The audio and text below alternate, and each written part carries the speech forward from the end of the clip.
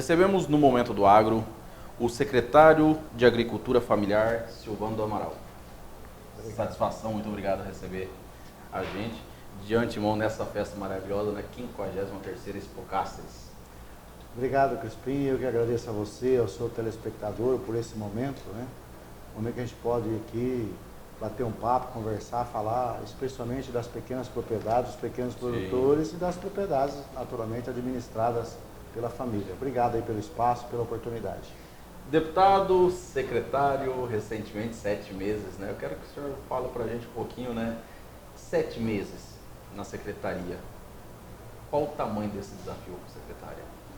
Olha, é um desafio muito grande, é um desafio que tem hora que às vezes dá até um certo medo, né? Mas assim, é muito satisfatório, sabe, estar à frente de uma secretaria que tem 130 mil propriedades no estado de Mato Grosso, né? A gente sabe das dificuldades que o estado enfrenta, a gente sabe das dificuldades que essas pessoas tiveram ao longo do tempo, né? Não foram bem atendidas, não foram assistidas. Na verdade, o pequeno produtor, a agricultura familiar, nunca foi motivo de um atendimento, né?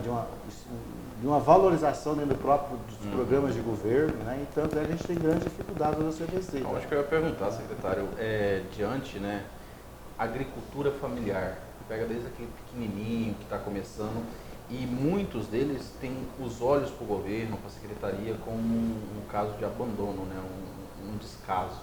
E não é bem assim, é um trabalho bem complicado.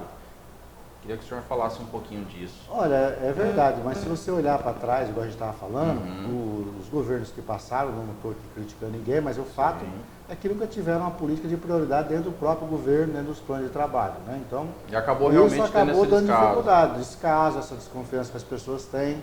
Um dos casos aí, Crispim, que você sabe muito bem, é a questão da titulação. Sim. Todo mundo na época de campanha, todo mundo na época de fala de governo, fala de titulação e nunca avançou. São mais de 100 mil famílias hoje que não têm documentação. Foi o que o senhor mencionou, que o senhor falou os números aí, que são mais de quantas famílias que hoje está regularizada? Que não tem título, hoje são aproximadamente 100 mil famílias, 100 mil propriedades que não têm um título da terra. Isso é um dos temas que nós vamos estar abordando aqui também na 53ª Expocasters, falando sobre isso. Eu tenho até alguns números aqui, secretário, só para o senhor ter uma noção, o senhor falando nesse tema sobre regularização, os assentamentos, ó, eu passo diante do senhor, aqui na região fronteira, hoje, só de números, são mais de 127 assentamentos, mais de 28 municípios aqui, que faz fronteira. Então, é bem complicado, né?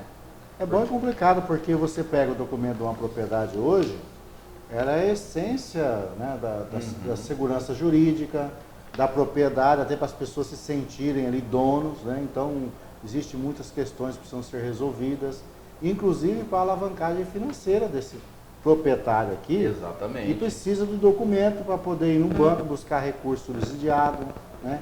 Que precisa alavancar a sua produção, produzir mais produto, produzir mais economia, gerar mais renda, mais emprego, né? Inclusive, se você fizer uma análise, né, uma análise superficial desse assunto, mas é muito fácil entender que se você potencializar e ponderar essas pessoas de forma econômica, elas podem contribuir com o crescimento econômico do Estado, né? Inclusive, exatamente, é importante dizer que o produtor, o pequeno, ele compra na cidade, né? Ele compra lá na loja da cidade, ele compra no posto de gasolina, na farmácia da cidade. E aí eu costumo dizer, eles inclusive são objetos de crescimento e fortalecimento da própria cidade do perímetro urbano. Junto à secretaria, o que vocês estão fazendo ou podem estar fazendo para colaborar com essa situação, secretário? Olha, nós temos hoje um foco muito específico hoje na secretaria. O primeiro, que é a questão da regularização fundiária, né?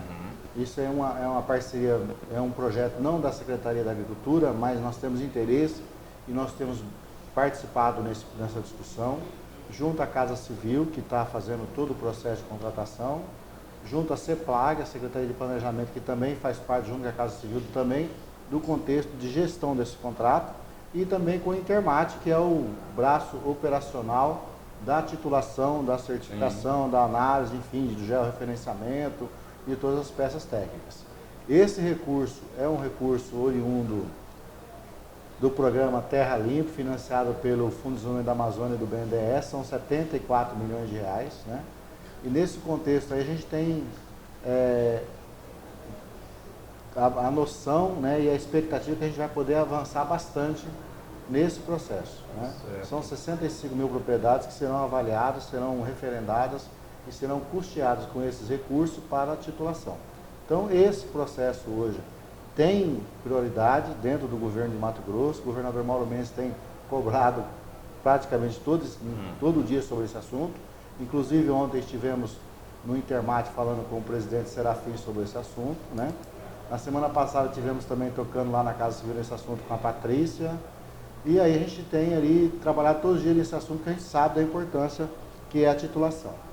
Também nós temos o programa do Cadastro Ambiental Rural. Inclusive agora há pouco a gente estava aqui conversando com o representante do INCRA, que está junto conosco nessa viagem aqui na Cáceres, né?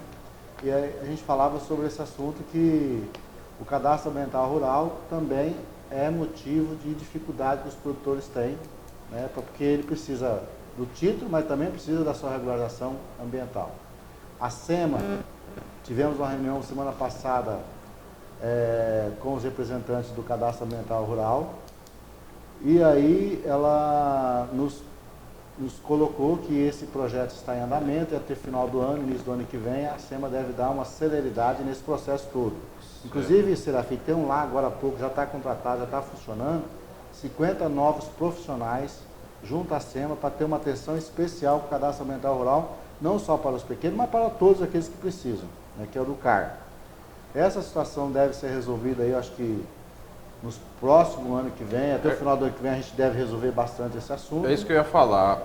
Porque, querendo ou não, secretário, a agricultura familiar, a agricultura em si, ele é o berço, né? Hoje não tem como. Eu posso até ser um pouco mais radical, nós não vivemos sem agricultura.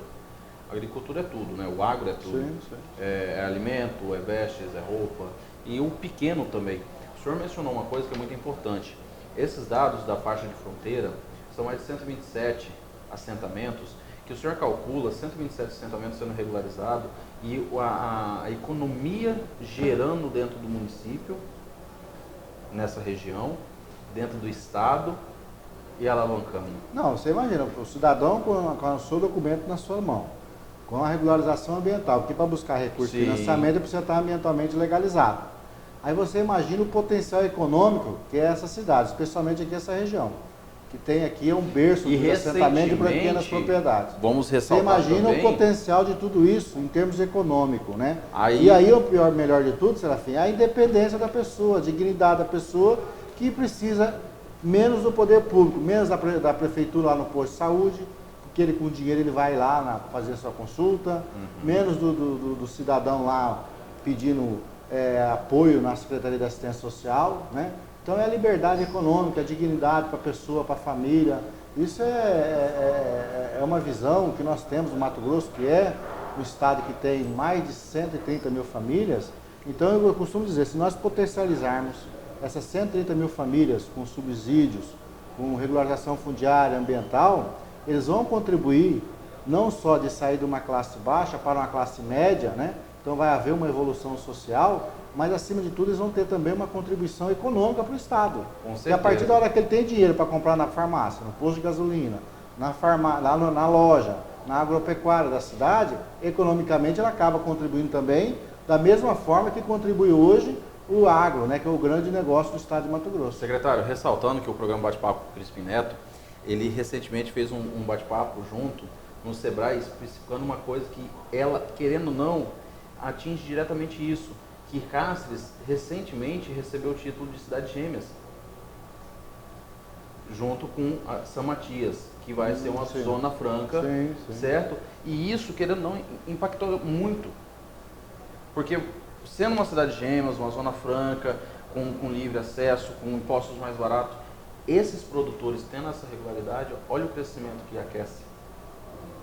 Não tenho dúvida nenhuma. Eu acho que essa questão da regularização fundiária, a regularização ambiental e mais os subsídios, né? Aí você falou das políticas, né? Eu acho que nós temos aqui algumas políticas mais importantes, mas as três mais importantes que temos hoje, que está em andamento, que tem recurso, que nós estamos trabalhando todo dia nesse assunto é esse contexto, da regularização ambiental, a regularização fundiária e subsídios. Nós vamos lançar agora no mês de outubro, nós estamos até conversando com o secretário de Desenvolvimento Econômico do Estado de Mato Grosso, junto com o MT Desenvolve, junto com a Metamate, a CEAF, a Empaer, e nós estamos juntando todos os programas, inclusive o próprio PRODER, que é lá da SEDEC, o Desenvolvimento Rural, para destartar aí grandes ações para a agricultura familiar. Dentre elas, a questão do fortalecimento da cadeia leiteira, da cadeia do café, do cacau, da apicultura, das hortas escolares, né? São programas que já estão prontos. O governador Mauro Mendes já autorizou investimento, já está liberado, já estamos já em processo de licitação e quero crer que até final do ano a gente deve estar fechando isso tudo. Inclusive no modelo também de patrulhas e equipamentos, vocês vão acompanhar aí, a gente poder ajudar a mecanização também das nossas propriedades, que você sabe da dificuldade dos pequenos trabalhadores de comprar um trator, de comprar uma grade, comprar uma carreta. Então a gente vai também trabalhar isso a nível de comunidade, associação, de prefeituras. Eu não tenho dúvida nenhuma que a gente vai avançar bastante. Eu estou aí, como diz agora há pouco para você, no início da nossa entrevista. É um grande desafio, às vezes dá medo, mas eu estou muito animado. O governador tem dado uma atenção especial, ele tem visão da importância que tem a agricultura familiar de Mato Grosso, primeiro como ser humano, como cidadão, né? E acima de tudo também como visão de gestor, que ele sabe que naturalmente nós, com essas pessoas bem estruturadas, né, com a sua liberdade econômica, com o seu título, com a sua regularização, com os seus apoios, né, e benefícios através de subsídios que o Estado pode oferecer, em parceria com as prefeituras, em parceria com o governo federal, o Estado, a gente juntando tudo isso aí, a gente pode avançar bastante, né? Inclusive com assistência técnica, que no meu ponto de vista é uma essência para que a gente possa fazer o pequeno produtor dar resultado, a agricultura familiar dar resultado.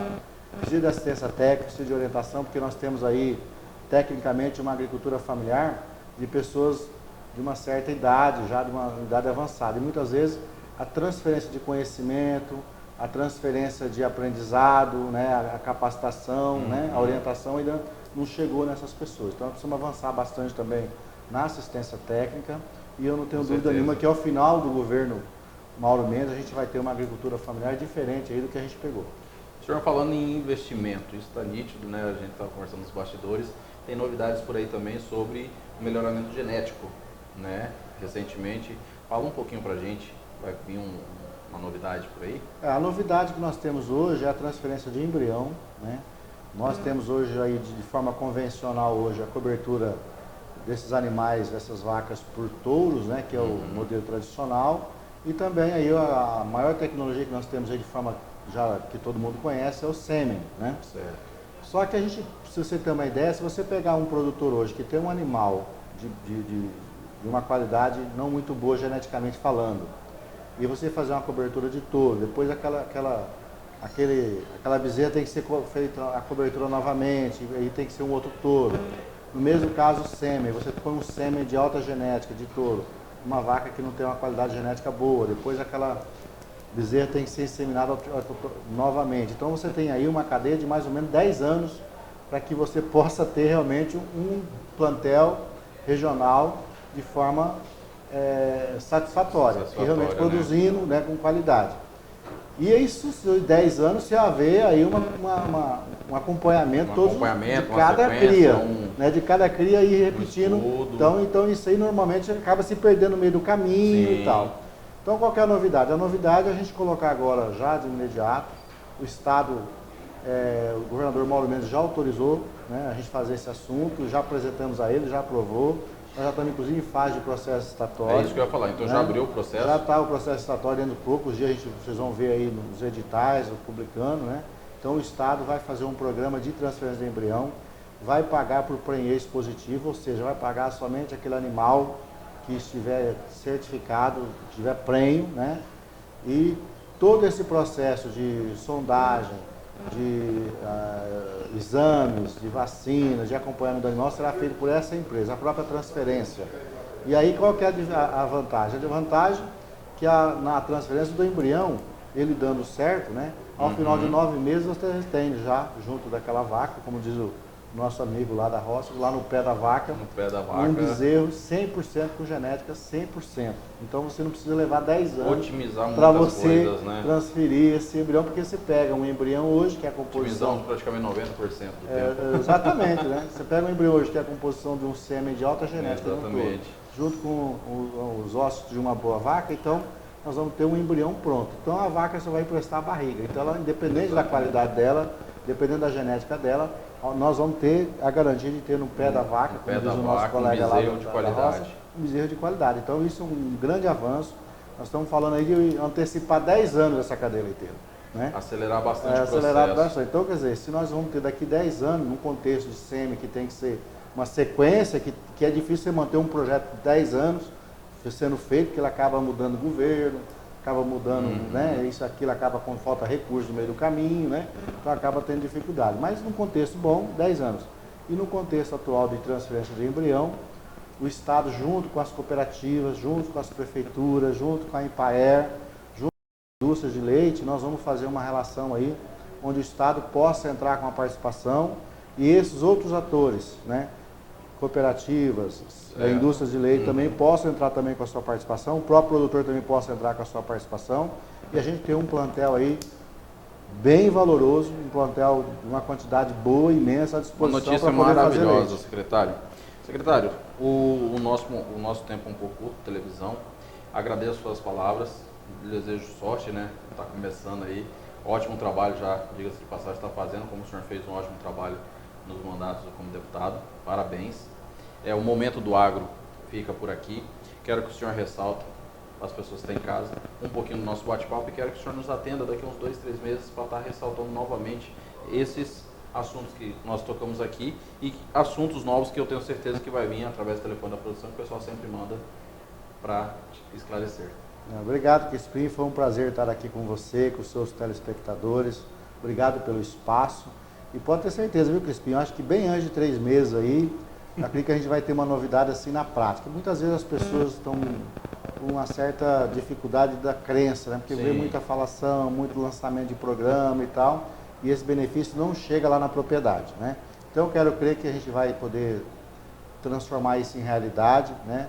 E acho que bem antes de 3 meses a gente vai estar conversando novamente, batendo um papo e falando de todos os programas que estão à sua disposição. Obrigado aí pelo espaço. Deus abençoe. Obrigado a todos. Fiquem com Deus. Abraço.